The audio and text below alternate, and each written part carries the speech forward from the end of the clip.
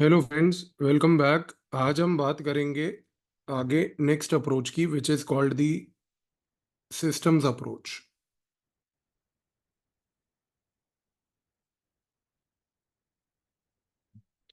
Systems approach को देने वाले भी डेविड ईस्टन ही हैं, और ये अप्रोच भी डेविड ईस्टन ने ही दी है।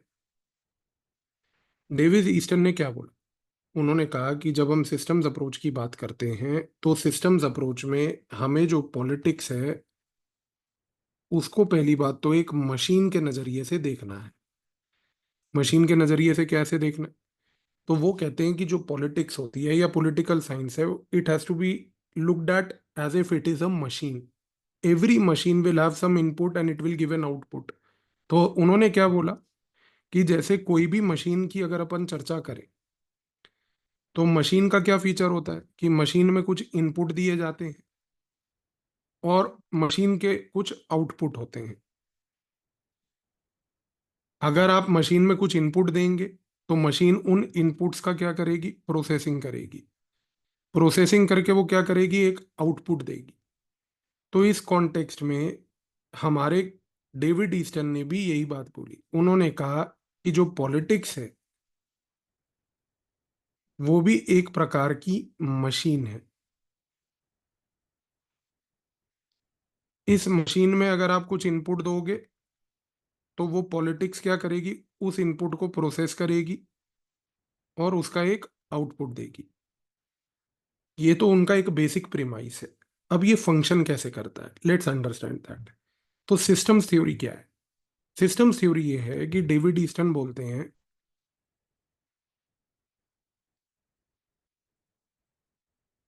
कि जो पॉलिटिक्स है वो एक इन्वायरमेंट में ऑपरेट करती है।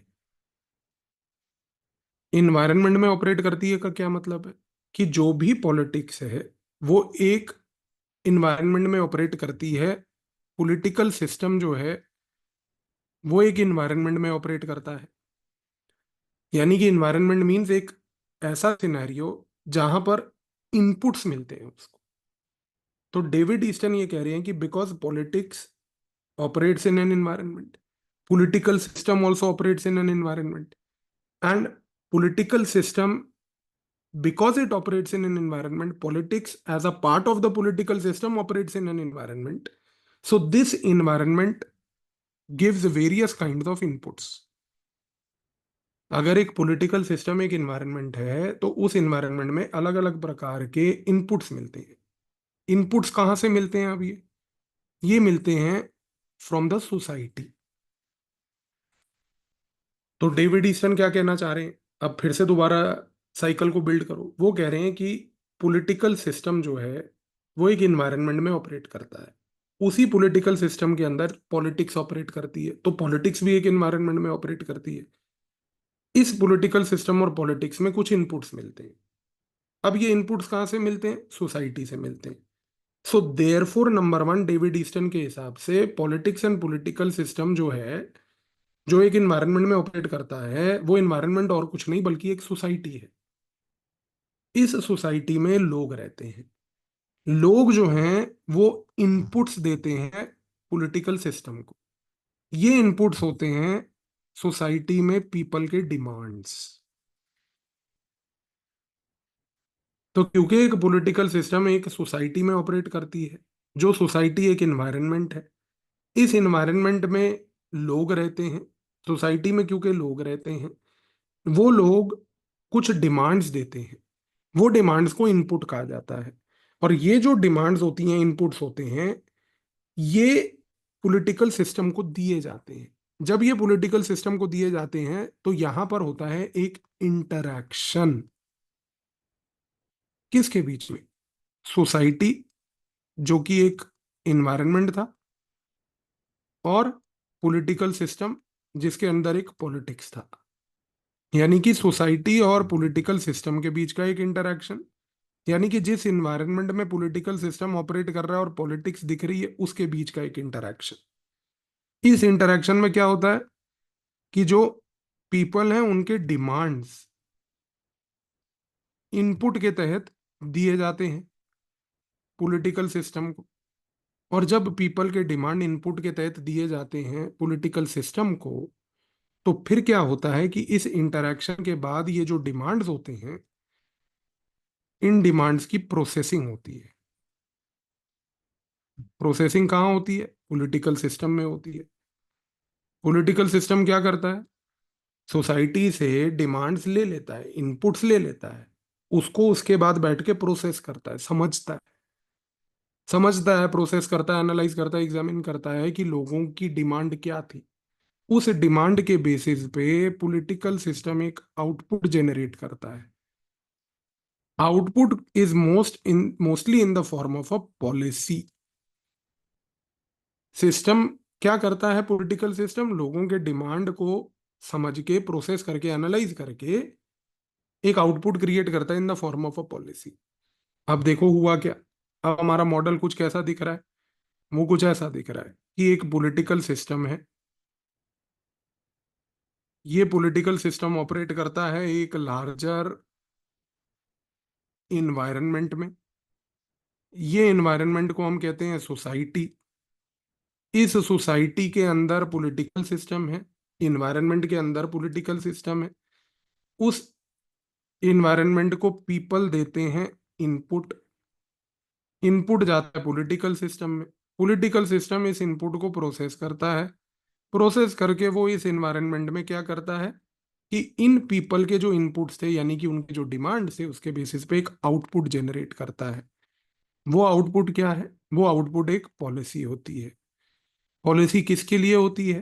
पीपल के लिए होती है। तो जब ये पॉलिसी लोगों तक जाती है और लोगों को पता चलता है कि हमारी डिमांड्स को समझ के, प्रोसेस करा के पॉलिटिकल सिस्टम ने ये पॉलिसी आउटकम दिया है, ये आउटपुट दिया है, तो उसके बाद क्या होता है कि ये पीपल उस पॉलिसी पे एक फीडबैक देते हैं। फीडबैक जाता है पॉलिटिकल सिस्टम को। और वो फीडबैक क्या होता है? वो फीडबैक होता है कि जो पॉलिसी है वो लोगों के डिमांड्स को मीट कर पाई या लोगों के डिमांड्स को मीट नहीं कर पाई। अगर वो लोगों के डिमांड्स को मीट करती है तो इससे क्या होता है? इससे एक चीज तय हो जाती है कि सिस्टम में स्टेबिलिटी आती है। सिस्टम में स्टेबिलिटी क्यों आती है और कैसे आती है? जब लोगों ने उस आउटपुट को एनालाइज करके एक फीडबैक दिया सिस्टम को, पॉलिटिकल सिस्टम को, उस बड़े एनवायरनमेंट सोसाइटी में, तो यहां पर उस फीडबैक से पॉलिटिकल सिस्टम समझता है कि अच्छा, जो मैंने पॉलिसी बनाई थी वो लोगों के प्रति पॉजिटिव रही। अगर तो वो लोग उस पॉलिसी को पॉजिटिव नजरिए से देखते हैं तो सिस्टम में स्टेबिलिटी आती है। और यही लोग, अगर मान लीजिए वो पॉलिसी का फीडबैक नेगेटिव देते हैं और वो पॉलिसी को रिजेक्ट कर देते हैं, तो इसकी वजह से सिस्टम जो है उसमें इंस्टेबिलिटी आती है। इंस्टेबिलिटी कैसे आएगी? अगर आपने इनपुट दिया, आउटपुट पॉलिसी में आया, आपने फीडबैक दिया कि हमें पॉलिसी पसंद नहीं है, पॉलिटिकल सिस्टम ने उस फीडबैक के ऊपर कुछ नहीं किया, तो आप क्या करोगे as people here? Protest. Protest से क्या होगा? सिस्टम में इंस्टेबिलिटी। ये है बेसिक डेविड ईस्टन का मॉडल। लेकिन यहां पर अब दो तीन चीजें और समझ लेते हैं। लोग इनपुट देंगे, पॉलिटिकल सिस्टम को देंगे। पॉलिटिकल सिस्टम इस इनपुट के थ्रू आउटपुट जनरेट करेगी। आउटपुट पॉलिसी के तहत होगा। पॉलिसी का फीडबैक आएगा। यहां पर पॉलिसी के लिए जब इनपुट दिया जाता है पीपल की तरफ से, जब लोग अपने डिमांड्स को पॉलिटिकल सिस्टम के सामने पेश करते हैं, इसको कहते हैं फर्स्ट इंटरैक्शन। फिर जब ये लोग फीडबैक देते हैं पॉलिटिकल सिस्टम को, इसको कहते हैं second interaction with the system. यानी कि अब हम कहने की कोशिश ये कर रहे हैं, जो डेविड ईस्टन समझा रहे हैं, कि एक सिस्टम में लोगों के बीच और पॉलिटिकल सिस्टम के बीच दो बार इंटरैक्शन होता है। एक बार डिमांड देने के टाइम पे, और एक बार डिमांड के बाद, पॉलिसी बनने के बाद उसके फीडबैक के टाइम पे। पहली चीज। दूसरी चीज, डेविड ईस्टन कई बार कहते हैं कि ऐसा भी हो सकता है कि जब आप अपने डिमांड पॉलिटिकल सिस्टम को दे रहे हो, when you are giving your demands to the political system, there can be a probability कि political system does not accept your demands. Political system आपके डिमांड को एक्सेप्ट नहीं करेगा। आप उस केस में क्या करेंगे? फिर से प्रोटेस्ट ही करेंगे। आज से कुछ साल पहले महाराष्ट्र में कोटा की डिमांड हुई थी, मराठा रिजर्वेशन की डिमांड हुई थी। ये डिमांड हुई थी 2024 के लोकसभा इलेक्शन से पहले। जब पॉलिटिकल सिस्टम ने उस डिमांड को एक्सेप्ट करने से रिजेक्ट कर दिया, तो उस कॉन्टेक्स्ट में महाराष्ट्र में प्रोटेस्ट हुए, यानी कि इनपुट के टाइम पे प्रोटेस्ट। इनपुट के टाइम पे। अच्छा, कई बार क्या होता है? कई बार होता है, डेविड ईस्टन कहते हैं कि जरूरी नहीं है कि पीपल ही इनपुट के डिमांड्स को दे। कई बार पॉलिटिकल सिस्टम जो है कॉरपोरेट से भी डिमांड ले सकता है, कॉरपोरेट क्लास से, बिजनेस कम्युनिटी से। वो भी एक एग्रीगेशन है, जमावड़ा है लोगों का। जब वो वहां से पॉलिटिकल सिस्टम इनपुट लेता है तो वो एक आउटपुट बनाकर पॉलिसी बना देता है। पर क्योंकि वो पॉलिसी इवेंचुअली कुछ पीपल को अफेक्ट करती है और साथ में कॉरपोरेट को बेनिफिट करती है, तो यहां पर एक बड़ी प्रिकेरियस सी सिचुएशन आ जाती है। पॉइंट समझ रहे हो आप? एक कॉरपोरेट हाउस ने पॉलिटिकल सिस्टम को इनपुट दिया, हमें ऐसी पॉलिसी चाहिए। पॉलिटिकल सिस्टम ने एनालाइज करके एक पॉलिसी बनाई। कोई भी पॉलिसी एक सिस्टम में सिर्फ कॉरपोरेट क्लास इकलौता क्लास तो नहीं है, उस सिस्टम और एनवायरनमेंट में तो पीपल भी हैं। तो कॉरपोरेट क्लास के बेनिफिट की कोई नीति, कोई पॉलिसी लोगों को भी अफेक्ट करेगी। लोगों को वो नेगेटिवली भी अफेक्ट कर सकती है, पॉजिटिवली भी कर सकती है। अगर वो नेगेटिवली अफेक्ट करेगी लोगों को और कॉरपोरेट को करेगी बेनिफिट पॉजिटिवली, तो पीपल विल प्रोटेस्ट। तो that means it's not necessary यहां पर कि प्रोटेस्ट केवल उसी की तरफ से आए जो इनपुट दे रहा है। कई बार कॉरपोरेट इनपुट देगा लेकिन पीपल प्रोटेस्ट करेंगे। कई बार पीपल इनपुट देंगे, कॉरपोरेट प्रोटेस्ट भी करेगा। अगर लोगों ने इनपुट दे दिया कि हमें यहाँ पर किसी भी तरीके का एक इंडस्ट्रियल प्रोजेक्ट नहीं चाहिए, कॉरपोरेट चाह रहा था इंडस्ट्रियल प्रोजेक्ट बन जाए, लेकिन लोगों का इनपुट इतना पावरफुल था कि उस इनपुट से पॉलिसी ये बनी कि नहीं, पीपल को अफेक्ट नहीं करेंगे, कॉरपोरेट जाए लॉस में। इस कॉन्टेक्स्ट में क्या हुआ? Corporate might protest, because corporate भी उसी सिस्टम में एक एक्टर है। तो यहां पर ये मल्टीपल चीजें हो सकती हैं। डेविड ईस्टन ये कहने की कोशिश कर रहे हैं।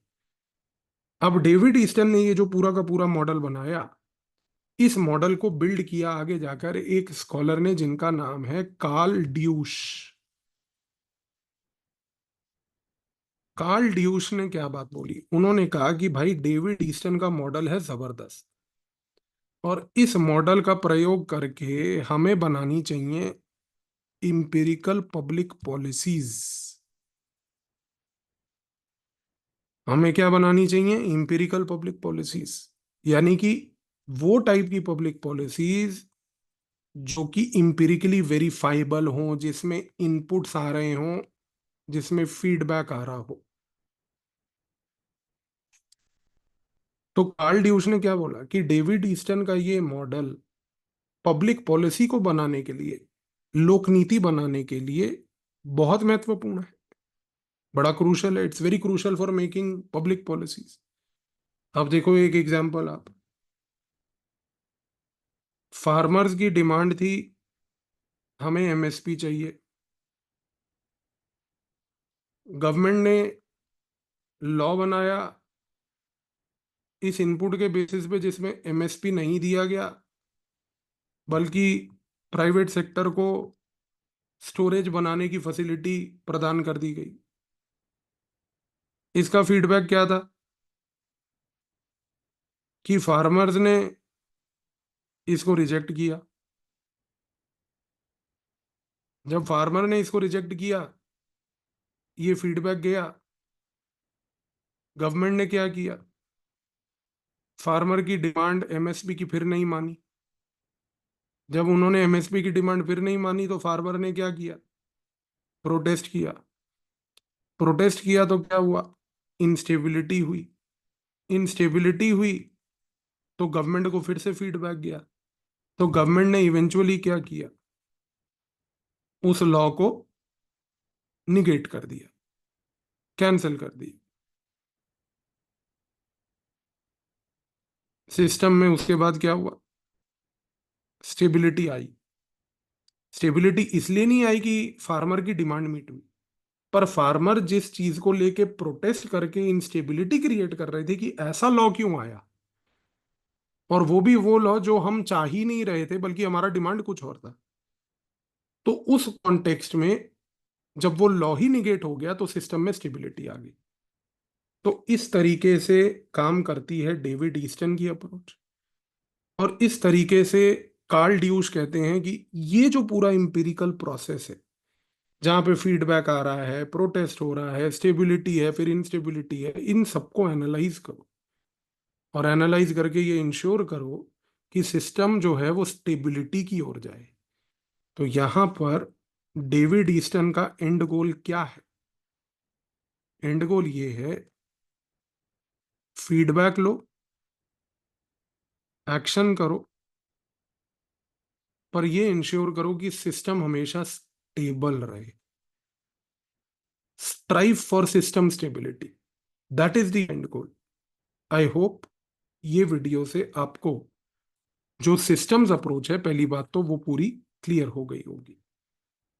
सिस्टम्स अप्रोच की चर्चा हम लोग आगे भी करेंगे, पर अगर ये बेसिक यहां पर आप क्लियर रखें तो इसके बाद आपको सिस्टम्स अप्रोच समझने में अब डिफिकल्टी नहीं होगी। मिलते हैं नेक्स्ट लेक्चर में नेक्स्ट अप्रोच के साथ।